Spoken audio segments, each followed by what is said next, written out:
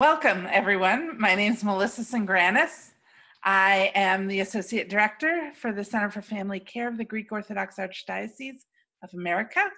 And we're so glad to have you here with us today for our webinar on keys to a thriving marriage. And I'm particularly excited about this webinar because I get to introduce you to somebody who I work with every day and is a blessing in my life, and that's Presbytera Carrie Pappas.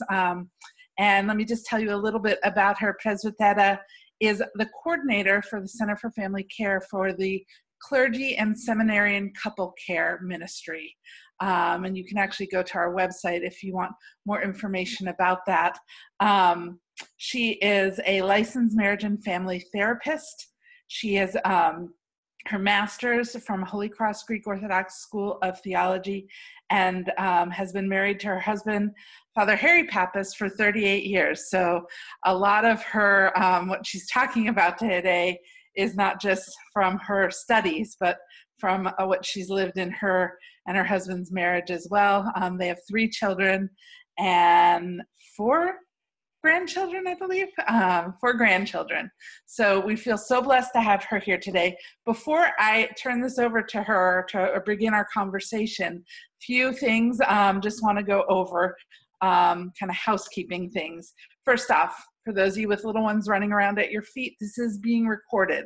So if you have to get away or you don't get to see all of it right now, it will be put up about a week after. And our hope that when it goes up is that you are able to sit down with, your spouse, with other couples in your parish, and continue this conversation.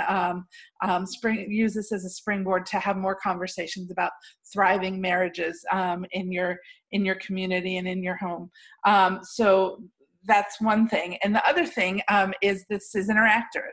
So those that are with us, if you move around, I think it's at the bottom of your screen, there should be a little Q&A folder. And if you click on that, you can ask us questions throughout the presentation.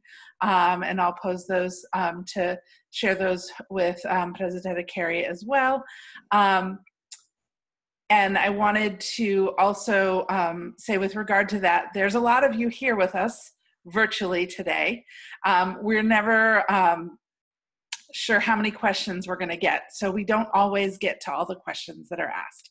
We will do our best. But at the end, if you want to follow up with us, you can always email our main address of our office, which I'll give at the end. So anyway, welcome. We also want to extend a huge thank you to Leadership 100 as well as faithful stewards like yourself, because it makes these webinars possible, makes us able to offer them for free to all of you out there. So welcome today, and welcome Presbytera Carrie. We're happy to have you here. Good to be here. So let's just start off with our title here, the idea of a thriving marriage. Can you give us some sort of definition? What does a thriving marriage look like? Well, I was trying to come up with a nice little acronym, but I wasn't able to do that. And instead, in a nutshell, a thriving marriage is a marriage in which husband and wife are growing persons in a growing marriage. Husband and wife are each growing spiritually. They're lifelong learners, so they're growing intellectually. They are, and they are also growing emotionally and attending to any unfinished business that they may have that impacts them and their relationship. Within that context of being growing persons in a growing marriage, the context of the marriage is one in which husband and wife rejoice in being in each other's presence. There's a deep and abiding friendship.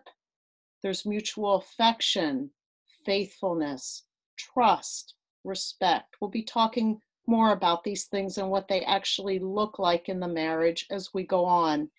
And finally, there's healthy connectedness and there's flexibility in the relationship. Healthy connectedness means that they're in a place where they're not in one extreme or the other, of being so connected that they look like this, where you can't distinguish the one person from the other. And when there's so much in emotional interconnectedness, that the peace and well-being of the one depends on the other. If my husband's hurting, I hurt, and I hurt beside him, and I walk with him in it, and I support him in it. But my peace and my well-being are not determined by my husband's peace and his well-being. And then on the other extreme, you have so much disconnectedness that husband and wife are really living parallel lives, and there's very little emotional connection. And then there's everything in between. And for some couples, a really healthy place might be moving toward a little more connectedness and towards that extreme, where for other couples, it might be a little bit less emotional connectedness, but something in between those two extremes. And the other key is flexibility. In our marriages, we have to find a way to go with the flow, because life happens, challenges, surprises come our way on a pretty regular basis in our marriages. And each of us has to have some flexibility. And as a couple, we need to have flexibility so that we can move with the ebbs and the flows that we encounter in our daily lives as married couples. Wow, that's a really beautiful and very concrete definition, and very helpful to hear. I have a lot of questions around that, but I think what I think I'd like to jump into, because I think it'll answer some of my questions, is let's actually talk about some of those keys that help us kind of strive towards that, thriving marriage. What are some of those keys that impact our marriage? Okay, I'm gonna list them, and I've got some notes right here. And I'll begin by saying, in terms of husband and wife being healthy, whole people on a personal level, that absolutely necessitates that we pray for and with one another as husband and wife. I've spoken to many couples over the years, and even many clergy couples, and have asked the question in group settings, how many of you pray together as a couple? And very few hands ever go up when that question is asked. We need to find some kind of rhythm of prayer together as a couple, whether it's something we do once a week, once a month, or whether we have some kind of a prayer rule as a couple on a daily basis. But connection in prayer, not just in corporate prayer when we are in worship, but that we find some kind of a rule of prayer, as short as it may be, that we are connecting with Christ in a very deliberate way in prayer and with one another. And that also obviously includes daily prayer for one another. Another that is a real challenge in the world in which we live, and the language that I use for it is that we create sacred spaces for our marriage. And these sacred spaces need to be created on a daily basis, even if it's 10 minutes. But that there is a sacred space for our marriage each and every day. Sacred spaces on a weekly basis, on a monthly basis, and on an occasional basis. So the sacred space for marriage on a daily level includes some kind of a meaningful conversation each day.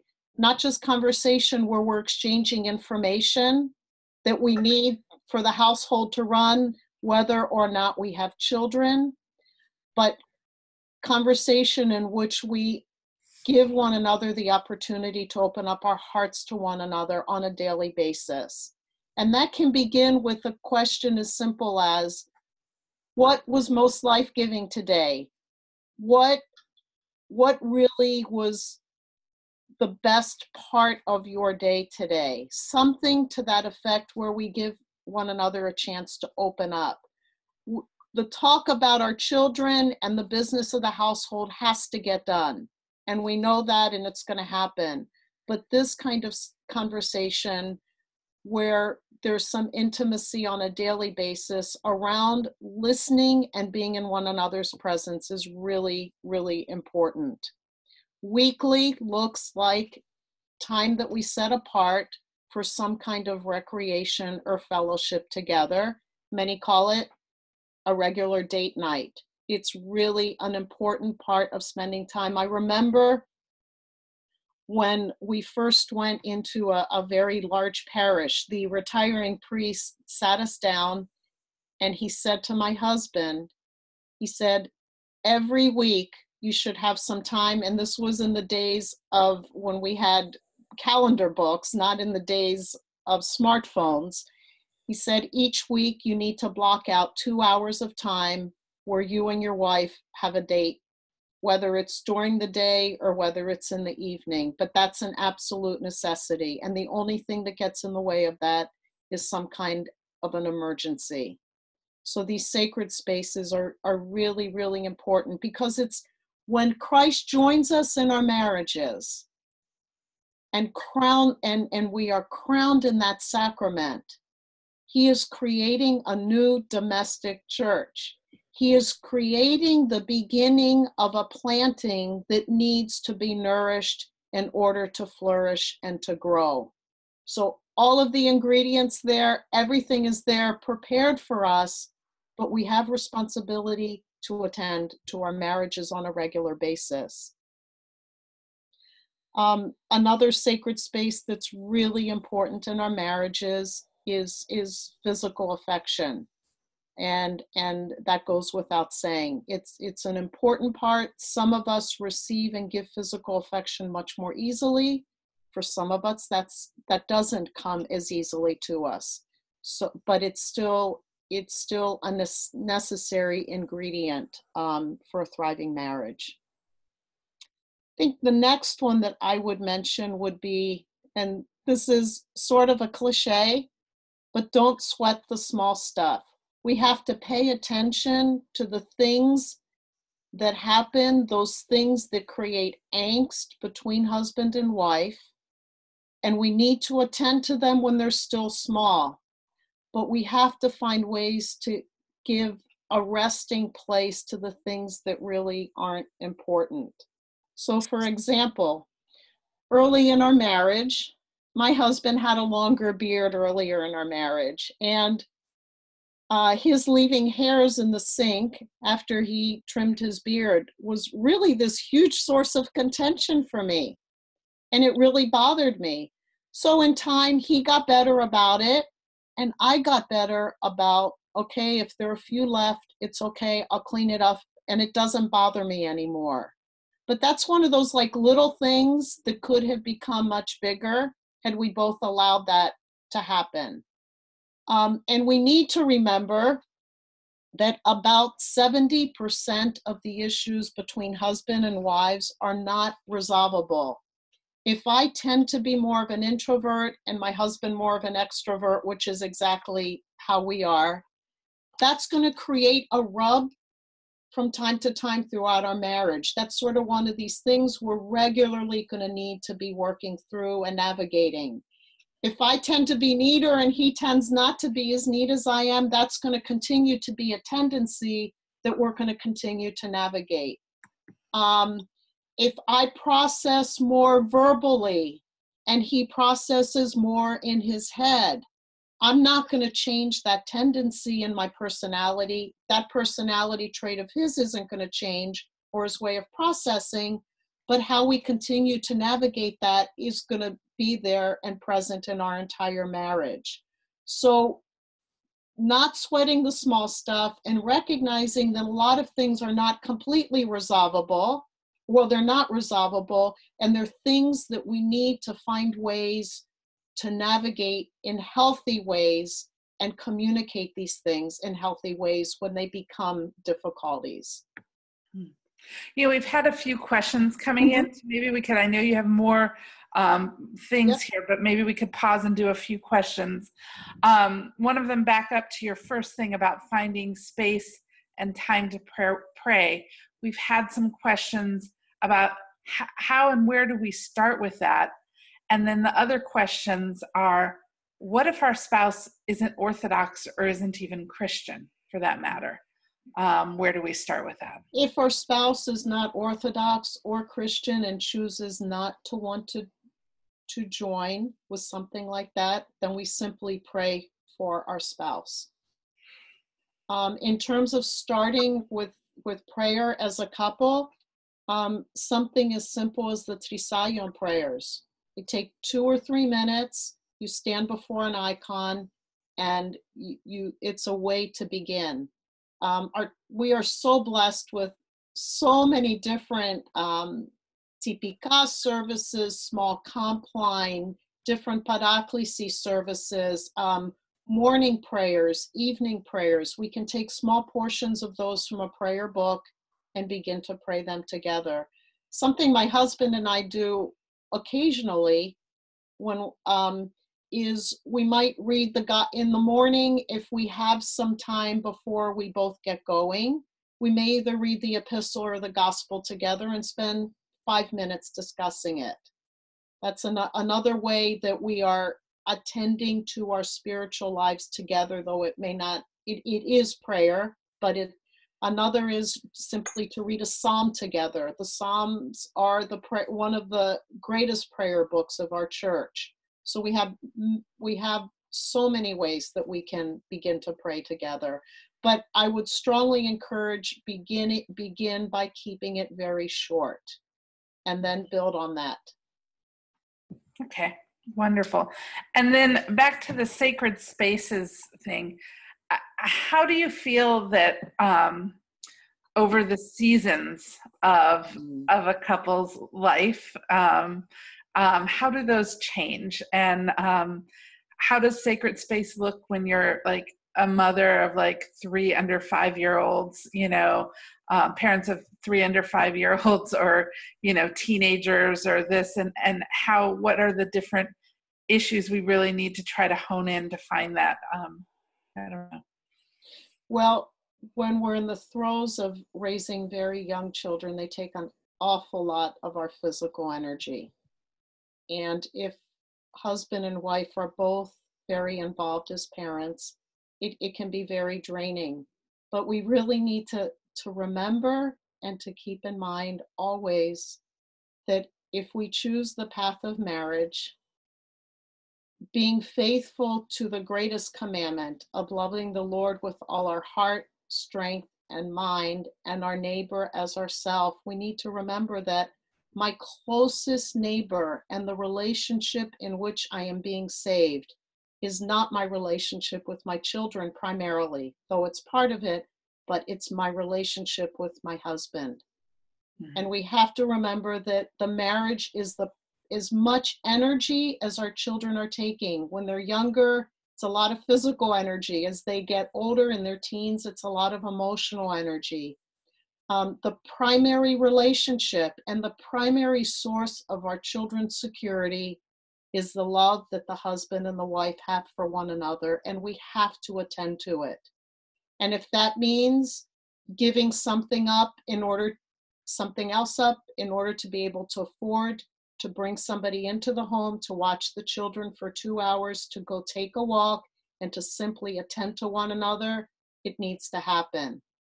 If it means we drop, and this is really important, we drop everything when we come together at the end of the day after being separated for the day, that we take the time to embrace one another. And I call them, and I borrow this from somebody, I can't remember his first name, but Schnarch is his last name, hugging until we're relaxed. A hug that lasts 30 to 60 seconds in which you're simply in the presence of your spouse and there's nobody or anything else around you, even if your little kids are running around you trying to hug too, and they may be hugging one another. But we have to find those spaces, and they become a lot easier at my stage of life. But as young families, we have to find those spaces. And especially with so many women out in the working world now, and our lives being so complicated in many ways, we have to be much more deliberate and intentional about making those spaces. They don't come naturally. Mhm. Does that answer? Absolutely. Absolutely. It really does. And it really highlights that importance. I think I remember reading about the high divorce rate of empty nesters once the kids go away, because the whole bond of the parents was centered around the children. And once the children left, there was no connection there, it seems. And the last I read, divorce statistics, that's the only population right now where the divorce rate is going up. All of the other divorce rates amongst in the different stages have either plateaued or they've dropped some. But amongst empty nesters, it's increasing. I just learned of a couple, they've been married 35 years and they're getting divorced. Wow. Okay. All right. So I think we can continue with some of those other keys that you were talking about. Actively practicing forgiveness, recognizing that the source of all forgiveness is our Lord Jesus Christ. Recognizing that any forgiveness that I may have for my husband when he misses the mark, or he has for me when I miss the mark, comes from our source, and our source is Christ. And we need to allow that source of forgiveness to flow through us to the other. And I really love Bishop John Abdullah has written a book on marriage, and I love this from him. We know that we have forgiven when we remember a wrong and no longer have any emotion attached to it. We know that we have forgiven when we remember a wrong and no longer have any emotion attached to it. It's not forgive and forget. Cognitively, we still remember some of those times when we have hurt one another. Those memories in our cognition don't necessarily go away, but to be reminded of it and to have no emotion attached to it, that's when we know we have forgiven. That's been really helpful to me, not just in marriage, but in other areas of my life, because it's helped me to recognize places where I've not allowed God to forgive through me. Another key to a thriving marriage is maintaining and growing healthy relationships with extended family and friends that have appropriate boundaries.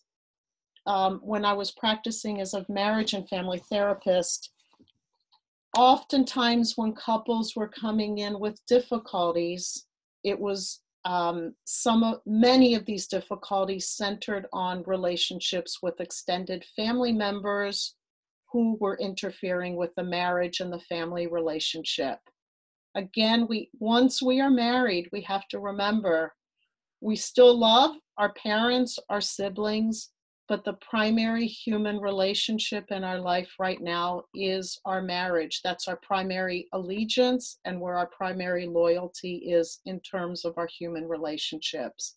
Does that mean that there are not times when we really have to extend ourselves to extended family members? No, there are times that we have to do that. But again, my first and primary allegiance and loyalty is to my husband. Another one of these keys is loving sacrificially. I often now look to the model of the icon of Christ the bridegroom as being the icon of the perfect spouse, the perfect husband, or the perfect wife. And that icon to me exudes vulnerability and sacrifice for the other. But we cannot, my struggle with this over the years has been just that giving piece of it. And learning, though, that any love that I have for my husband, again, just as Christ is the source of all forgiveness, Christ is the source of any love that I have for my husband. And if I am going to learn how to love sacrificially, I have to really be growing in Christ, in Him, so that His love is flowing through me. And also recognizing that I can only give love sacrificially if I'm giving out of a place of fullness. And that's part of our real struggle today. Most of us are running around on a regular basis on an empty tank, and sometimes we're running on fumes. And that's because we're not growing persons, and we are not taking proper care of ourselves. And so we need to do that in order to be able to love and to give of ourselves to our spouse. Another is learning to fight fairly. And that means beginning these controversial conversations kindly, because the research all shows that the way a conversation begins is often the way a conversation will also end. So if we begin by yelling and screaming and making accusations, we're not going to get anywhere. But we need to find times when things are peaceful to bring up some of the difficult conversations that we need to have. Melissa, anything that you would like to bring up at this point? You know what? Somebody wants to know, what is that? I was trying to look it up really quick. The name of Bishop John's book. Do you have it there? If not, we'll look it up and send it out. I should know it because I've read it so many times. Building an Orthodox Marriage. Building an Orthodox Marriage. Bishop John. That's published by Ancient Faith, right? Yes. Yes, and the second author is Mamey. Can't remember his first name. Nicholas Mamey. Mm-hmm. Yes. Yes. Next, taking responsibility for our own mistakes and sins and not trying to change the other person. Oftentimes when couples are in distress, they're pointing the finger at the other one. They're not pointing the finger at themselves and what they need to do to make changes. I can only take responsibility for my behavior. My husband can only take responsibility for his behavior. I am not responsible to change him. I'm responsible to love him. And we really do need to remember that. That is such a hard one. It really is, because it really has at least me trying to, in every situation, ask, okay, what is my role in this? This is not, as much as I'd like to pin in any situation it on somebody else, in any challenging relationship I might be having, or interaction I'm having with anybody, be it in the workforce or anything, to say, to be able to step back and say, what is my role in this? Because it can't always be just that other person and stuff, which is sometimes the dialogue that goes on in our head. So that's hard. And even when there's been like a really serious betrayal in a marriage, such as adultery, certainly when a couple begins to deal with something like that, there is a perpetrator in this, and there is a primary person who's responsible for being unfaithful. But once they've dealt with that piece of it, the next piece is, well, what in our marriage needs to be healed so that will not happen again. And that's when the person who has been hurt, there is some responsibility on the part of both, even in that kind of a situation, because something is not right in the marriage, not usually, unless it's a situation of a sexual addiction or something like that. But oftentimes, that's when the couple really, after they get beyond that step of the perpetrator recognizing, asking for forgiveness, seeking forgiveness, taking responsibility, then they both begin to take more responsibility for the marriage and the healing of the marriage. I remember reading, and I believe it was an article by one of our old colleagues, Father Charles Joannides, and I remember him talking about avoiding the drama in your head. In other words, like when you take a breather when you're having a disagreement with your spouse, to make sure you focus on something else, like praying, reading the Bible, those would be ideal, and not just replaying the drama in your head, because that just isn't helpful, because you're just feeding like that, anyway, it was interesting. It was a good point. And I thought, wow, that's very easy to do. So. And it turns up the heat. It turns up the emotional heat inwardly. And anytime we're in conversation about something difficult in our marriage, and that heat gets turned up inwardly, and hormones start to be released in the body, nothing good is going to happen. We need to take a break. Mm-hmm. And some in the field of marriage and family actually say, take a time out. Just like we give children time out when they misbehave, sometimes we as adults, when we're talking about difficult things in our marriage, and if things begin to get emotional, we do need to take a time out and come back to it after we have both calmed down. It's really important. And we do have another question here. It says, what advice would you give to someone who tends to get confused and paralyzed in the moment of deciding whether to overlook or to try to address an offense, with a "I feel" kind of type of statement, seeking to discuss it? Not to deal with it in the moment, and taking some time afterwards, and then bringing it up if you feel like it's necessary to bring it up. Sometimes if we sleep on something, we'll wake up the next morning and realize this isn't important to attend to. Sometimes if we sleep on something, we will wake up in the morning and realize, I need to attend to this. We need to attend to this. So if we are confused in the moment, don't deal with it in the moment. Give yourself some time and space to determine and discern whether or not this is something that needs to be attended to. Very good. Another key. I've got a long list here, and I hope some of these really resonate. Love, honor, and respect your spouse for who or she is. And when things get difficult, remember those qualities that you really appreciate about him or her. There's a quotation from Henry Nouwen that I recently came across that I'm very brief, but I'm going to read it to you.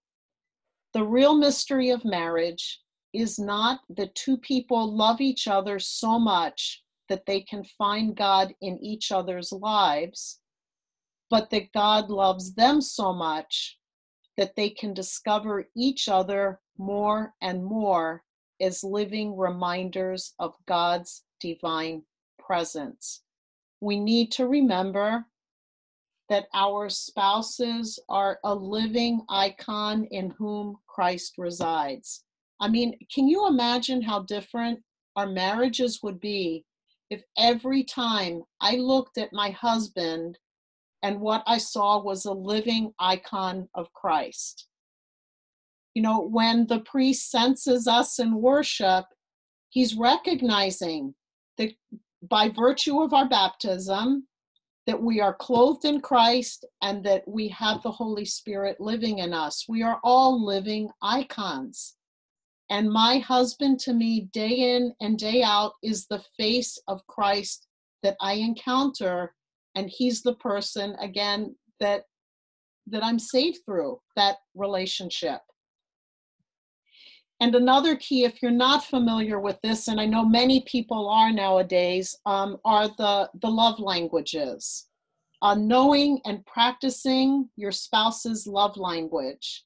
And if you have not read this book, it's not from an Orthodox an author, but it's very compatible with Orthodoxy.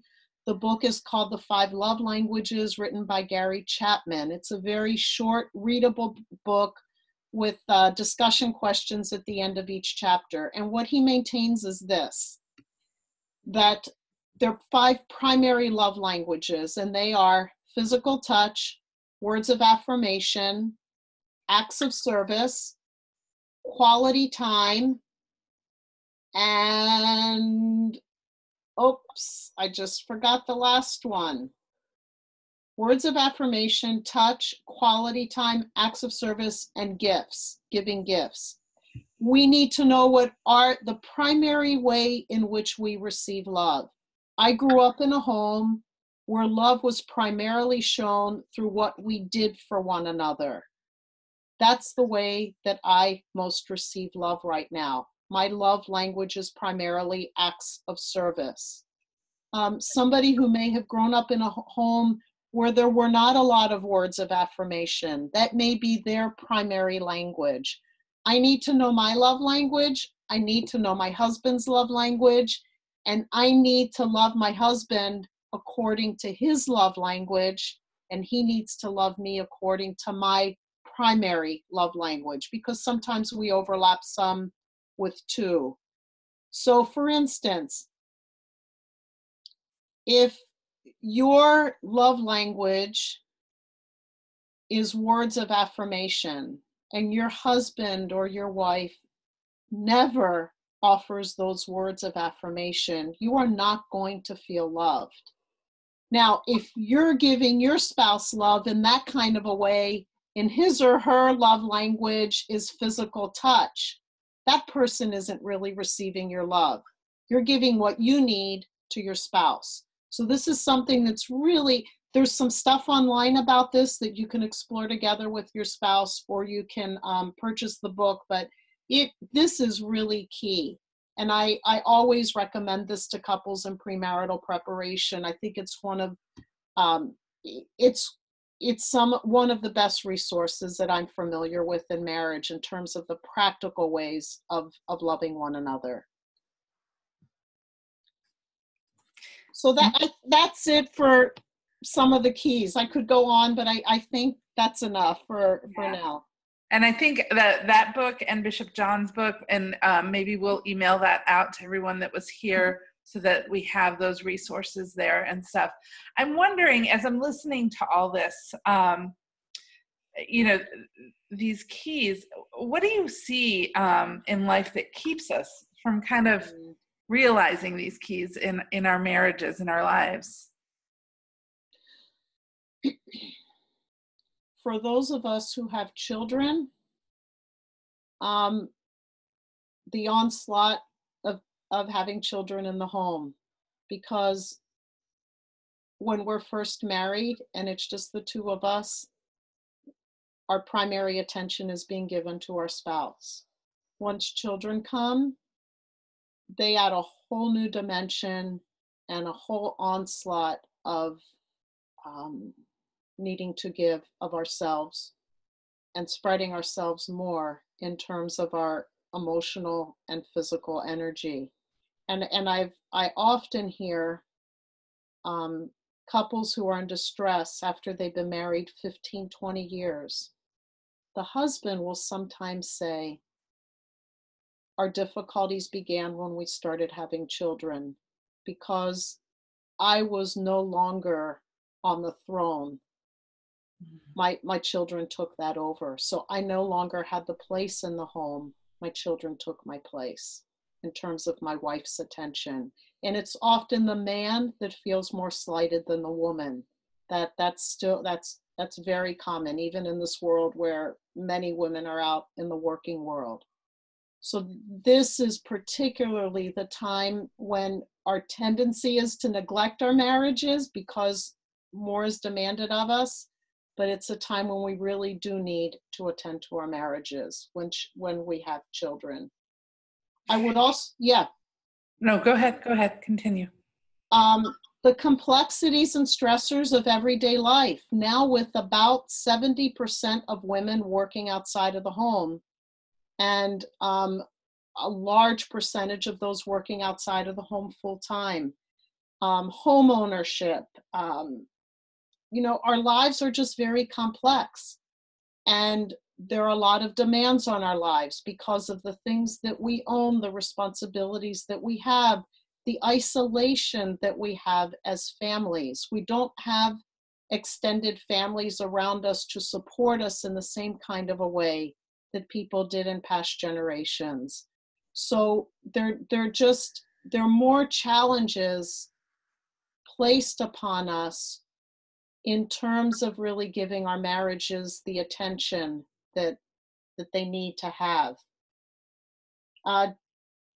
we have to carve time out now for our marriages. We're no longer living in a world where, you know, the end of the day comes, the children are in bed, and we can sit on the front porch and sip on tea and spend some time together. Most of us are back at work on our computers or on our iPhones looking at emails, and just the distractions and the complexities make it very difficult. And we also live in a culture where busyness seems to be next to godliness. It used to be the cleanliness was next to godliness. Now it seems as if the busier we are, the more productive we are, and the more productive we are, the more successful we are. And our identity is so tied in to what we do, not who we are, and not the quality of our relationships any longer. The world is giving us such a different message about what is really important in life. And it's not the quality of the relationships that we have. We have to step back, take the time to be in the presence of God and in the presence of our spouse. And I would challenge all of us here today who are married, sometime in the next week, take 5 minutes where you have a timer on, sitting in a chair, facing your spouse, with your knees touching, and just gazing into one another's eyes, and simply being present to one another without words. It's not easy because we live in a really noisy, busy world. Just recently did this at a marriage retreat, and it was pretty remarkable how people experienced it so differently, simply to be with one another in silence and looking at one another. The other thing that I have seen in more recent years is we have these really high expectations of marriage and what our spouse is supposed to be for us. And sometimes we have unrealistic expectations. It's somehow our marriage, our spouse is supposed to fulfill all of the companionship needs that we may have in our lives. That's just not a realistic way of looking at our spouse. Yes, my husband is my very best friend, but are there things that it's better for me to talk to somebody else about than to him? Absolutely. You know, if you're going through something, say you both have a parent that is dealing with dementia. That's something that would be more for my generation. I'm different from my husband. We are going to navigate this differently. Yes, we need to talk about it together because we're both dealing with it together and separately with our own parents. But on the other hand, I need to have somebody else that I can talk about it with too, because we're both going through this in our own ways. I cannot expect my husband to fulfill all of my companionship, and not just companionship, but my emotional needs. We have to put God in his place in our lives, and he is the only one who can be everything we need and never let us down. And I think sometimes we depend too much on our spouse for too many things, don't have appropriate mentors in our lives, perhaps not a spiritual father with whom we can discuss some difficult things that perhaps are better to speak about with somebody else. So we need to recognize my spouse is human, I'm human, we have limits, and we can't fulfill all of the needs that each other has. Wonderful. Another thing that gets in the way, let me finish this and then go ahead. Taking our spouse for granted. That somehow, if we're faithful Orthodox Christians, that we don't really need to work on our marriages, that God will take care of our marriages, and we end up taking our spouse for granted. And finally, and most importantly, that we forget the centrality of Christ in our marriage, and we ignore his abiding presence. We live as if Christ has nothing to do with our marriage day in and day out. We leave him at church on Sunday after liturgy, rather than remembering he's living in me, he's living in my husband, he's the one who has joined us, and he is the one who is central to everything in our married life. Thank you. I want to remind everyone we have got about 15 minutes left. So if you have questions, by all means, send them in now. This is really great to hear. And just looking back at that beginning, that defining the definitions you gave us for the idea of what a thriving marriage looks like.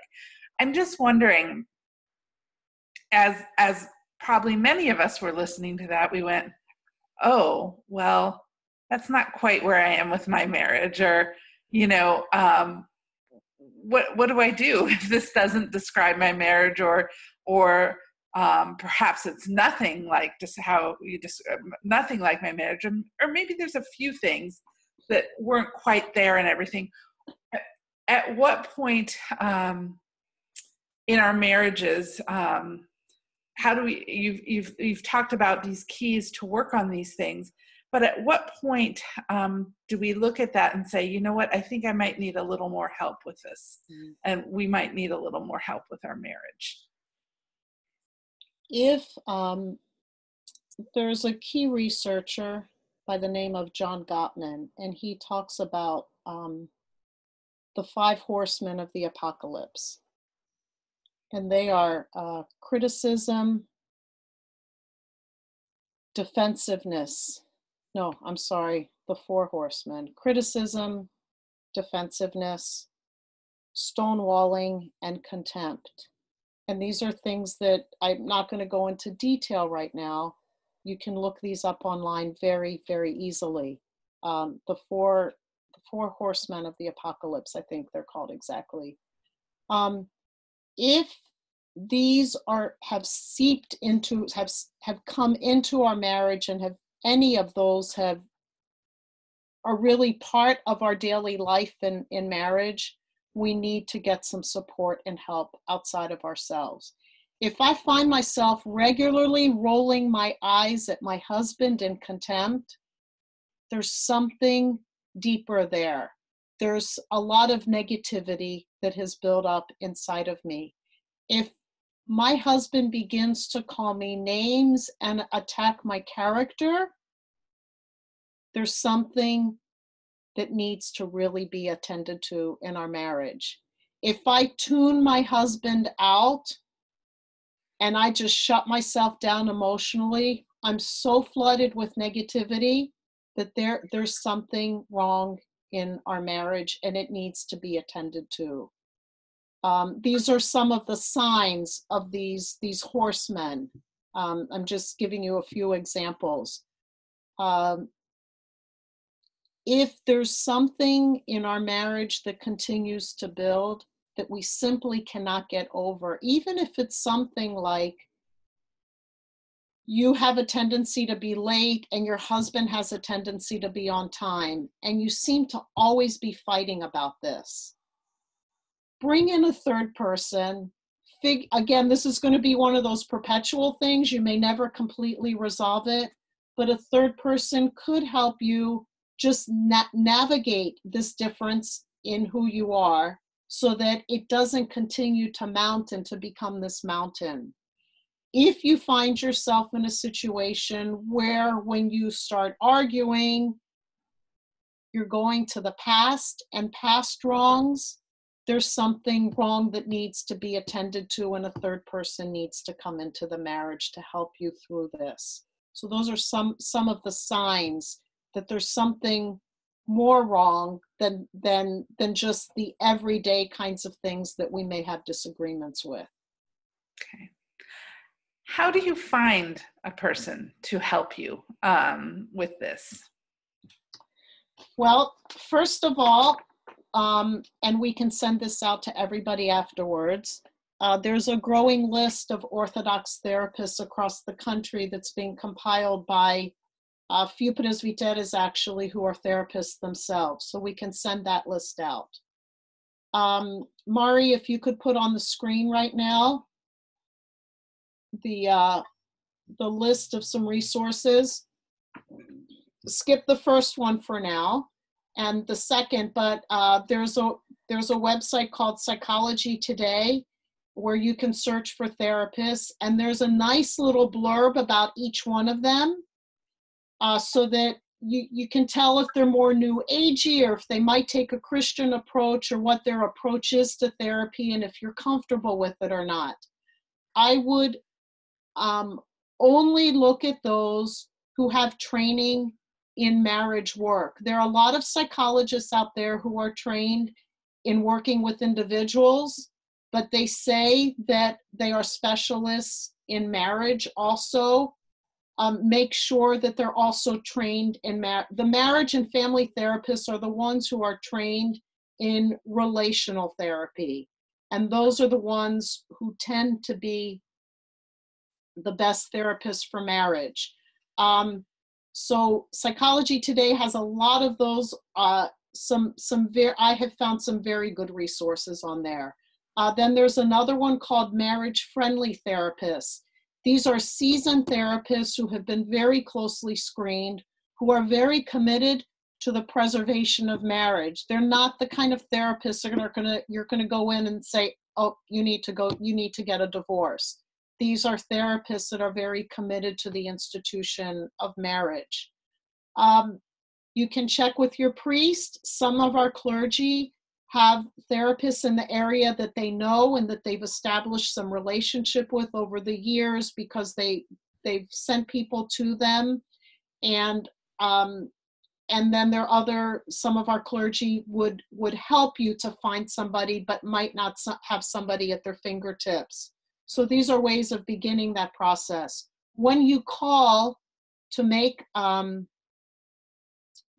it's called an intake conversation, it is really important that you ask, what is your perspective on the place of God in terms of healing in marriage?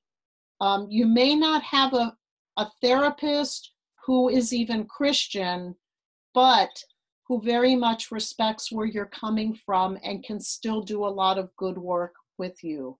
Ideally, having an Orthodox Christian therapist who is very good at marriage work would be great, but those are not that easy to find. We're sort of scattered around the country. And I'm not putting myself in that category because I'm not doing that work right now, but finding somebody, oftentimes it may be somebody who's Roman Catholic. Sometimes it may be somebody, but if there's somebody who's averse to faith, you're going to find that out in that first conversation. The first resource on here is John Gottman's Marriage Minute, and actually he is a practicing Jew. I subscribe to this Marriage Minute. I receive it once a week on Thursday mornings, and it's usually just a little blurb about marriage. And I would say 99 out of 100 of them are absolutely compatible with who we are as Orthodox Christians, and they are very helpful. Similarly, we have something on our Facebook page from the Center for Family Care called Becoming One. And we post these once every week or once every other week. And they're usually a small quotation with some kind of an exercise or a challenge for marriage that is just good for ongoing marriage enrichment, is this John Gottman stuff. So our resources can be found on that second GOA marriage resources can be found there. And we will send these out to you after the webinar. One final question with regard to counseling that came in. What if your spouse is not interested or supportive of going to counseling and you feel that your marriage needs it? Then you go and you begin the process and you start working on yourself. And sometimes what happens is you begin to change and things begin to shift in the marriage and heal. And I've seen that happen. Other times, as you begin to change through that process, if you're in a good therapeutic relationship and you're doing the work, sometimes the spouse will eventually decide to come along too. Right. Okay. Well, thank you. I think there was one thing you wanted to close with. Yes. Mari, please put this up on the screen. This is my absolute favorite marriage quotation, and it really does encapsulate, I think, everything we've been talking about today. And I'm just going to read it. In marriage, the festive joy of the first day should last for the whole of life. Every day should be a feast day. Every day, husband and wife should appear to each other as new, extraordinary beings. The only way of achieving this, let both deepen their spiritual life and strive hard in the task of self-development. And if any of you have read The Diary of a Russian Priest by Father Alexander Elkaninov, this is where this quotation comes from. I use this all the time. I think it just really encapsulates the importance of being growing persons. And as a result of being growing persons, we are new and fresh to one another each day, and we become members of a growing marriage. Thank you. That's a beautiful quote. And I thank you for taking time out of your really busy schedule to do this. It was really wonderful. I mean, I hear you at work all the time talking about these things, but to have them all come together here for everyone to listen to has been a real blessing. As I said, we'll be putting this up in a week or so, and eventually putting some discussion questions with it as well, so you can continue the conversations. We're so thankful to Presidenta for her time, as well as to Leadership 100 and faithful stewards as you for allowing this to happen. I also want to let you all know that on March 19th, keep an eye out, we will be having our next webinar, which will be with Katrina Bitar, and she will be talking about raising our children to kind of serve others. She works for Focus North America. She's a magnificent, specifically with the Youth Equipped to Serve program, she's a magnificent presenter. We're excited to have her here to talk more about these things. And I definitely want to encourage you, if you haven't been over to our website, which is www.family.goarch.org, or our Facebook page as well, to sign up for our listserv, which will keep you informed of the different activities that we have coming up, our different webinars, our different resources that are available to you. And we'd love to hear from you as well of what you'd like to see from our office as well. Thank you all for being here today. Thank you, Presidenta. And yes. One more thing, please. My husband serves a parish in Stamford, Connecticut. I saw a chat notice come in. And my name is Carrie Pappas. And secondly, just so if any of you are in a situation right now where you may be in distress and you would like to contact me so that I can help you to try to find some support, please don't hesitate to do so. My email address is kpappas@goarch.org, goarch.org. And I think my email address is somewhere on our website. Thank you very much. Thanks. All right. Everybody take care. Blessed week.